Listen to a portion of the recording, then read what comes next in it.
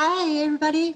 Welcome back to the Shiko Math Practice Lab and Learning Through Practicing. I'm so excited because today we're going to start another new unit.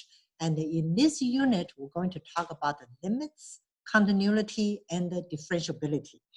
And this is the introduction video. I'm going to show you, to tell you what type of the topics we are going to cover in this unit. And for the previous unit, limits, we covered how to find the limits, different technique, and then we wrap up with that unit with what is the precise definition of the limits. And so we're going to the next step. After we know how to find the limits, we're going to link, we're going to from the limits, going to the identify the continuity to see if a function is continuous. Then after the continuity, we're going to go to the next level, is we call this the differentiability of this function. That means, is this function, can I take the derivative of this function at a certain points? Okay, so when is it differentiable, when is not differentiable here. So in here, we're going to, in this unit, we have 6 practice sets here. So the first practice set, we're going to talk about what is the limits relation with the continuity. So the topic number 1, we're going to work on how to identify the discontinuity point. Okay, so in this unit, in this practice set, of course, we start with a graph, and the graph is kind of obvious. You can see a function is continuous or discontinuous, but then also we're going to approach it from the limit point to see what is the discontinuity point.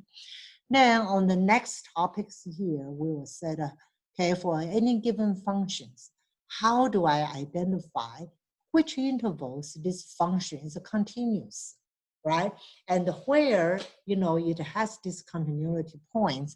So this is what is the topic number 2 here. So then for the practice number 3, we're going to cover another topic. We call this removable discontinuity. What's that mean? Okay, so what is the function when we talk about it has a removable continuity? What is the meaning of that, and how do we remove it?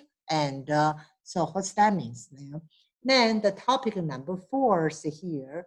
We're going to talk about is the intermediate value theory, and also what is the meaning of the intermediate value theory, and what kind of applications we have in the intermediate value theories here. Then, the topic number 5, so this is our practice set number 5. We finally going to start to talk about the derivatives. That's basically all the calculus, the first calculus 1, we are dealing with derivatives, right? So we're going to talk about the derivative. Instead of jump directly tell you all the formula, and so we're going to find the derivative by using the definitions of the derivative. So basically, we're going to talk about the derivative by using how the limits, can help us for the derivatives here.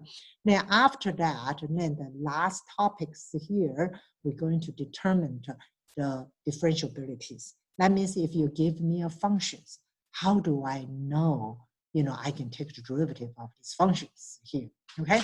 So after you finish these units and combine with the limit units, I think then you will be ready to go to the real, the derivatives part of when we apply the different formulas instead of just using the definition of the derivatives. But this is very, very fundamental, so we need to go through this, So that's why we're progressing from limits to the continuity and to the differentiabilities here. And I'm very excited to go over this unit with you, and hopefully we can get a very good idea of how these 3 things they're progressing from one to another here. Okay, that's it for the introduction part, and I'm looking forward, to talk to you and to work with you together for these 8 topics here. Okay, bye.